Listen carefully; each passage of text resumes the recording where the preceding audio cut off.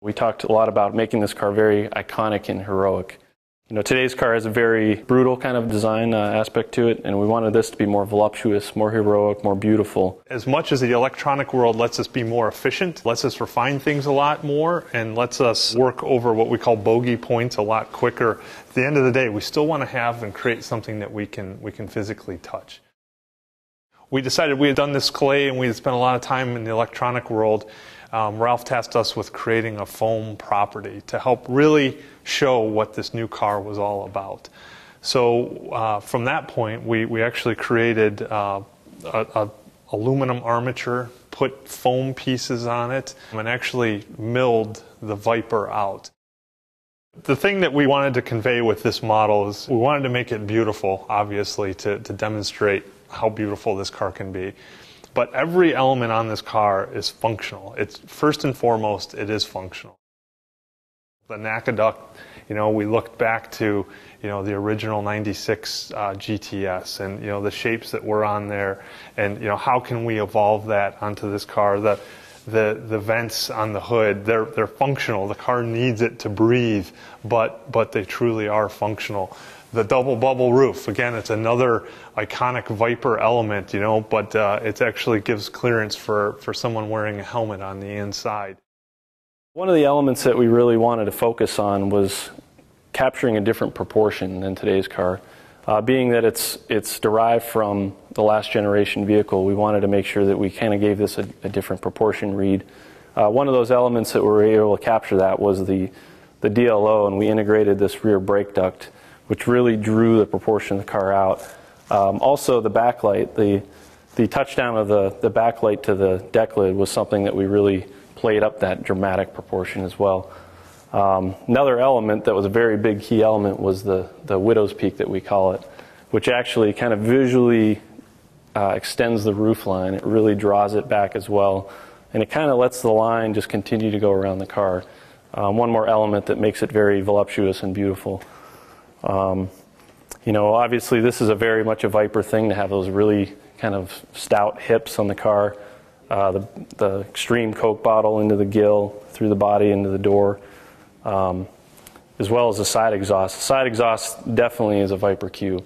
That's something that we wanted to maintain, but we wanted to refine it and make it much more of an elegant, well, it's a powerful statement. So we integrated this aluminum nickel plated bezel that's in there. You know, that's something that we wanted to kind of elevate the level of fit and finish as well.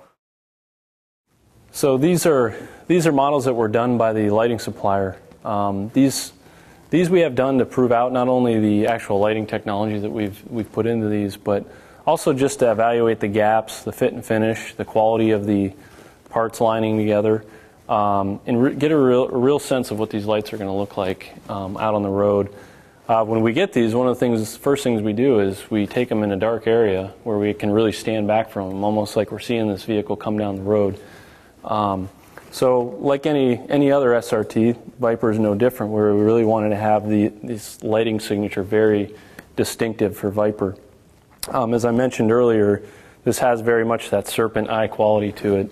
And it's very simplistic, but it's technological at the same time.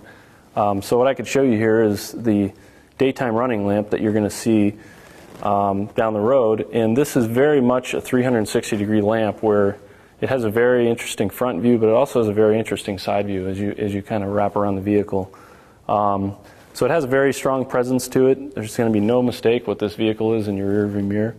Down to even the turn. When you see the turn coming, you know, it's got that kind of the angry eyebrow effect to it, where it crops the lamp.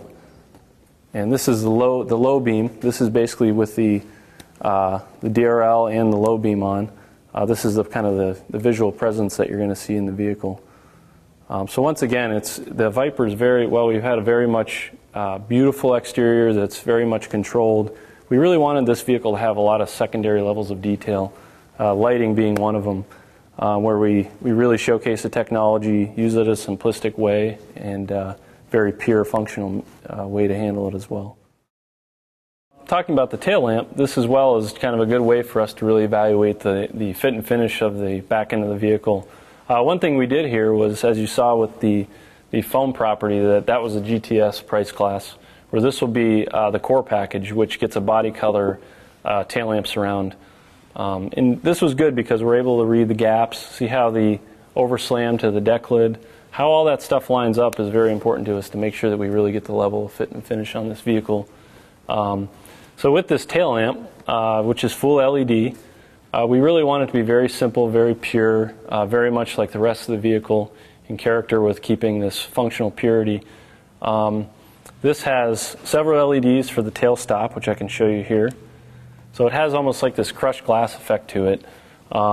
Very proud of how simple it is and how clean. Once again, it's going to have a very strong presence as you see it from the road. If I show you the turn, once again, as I mentioned earlier, the turn, being that it's something that we export this car, we always have this amber turn on the vehicle. We were able to kind of hide it by doing a 10% tint lens to the back end, so that when the LEDs are off, it just kind of goes black and it goes dark. They love it for what it is, and we wanted to make sure that we kept, the essence and the soul of what our customers love and pull that into the new car and make it even better for them as well.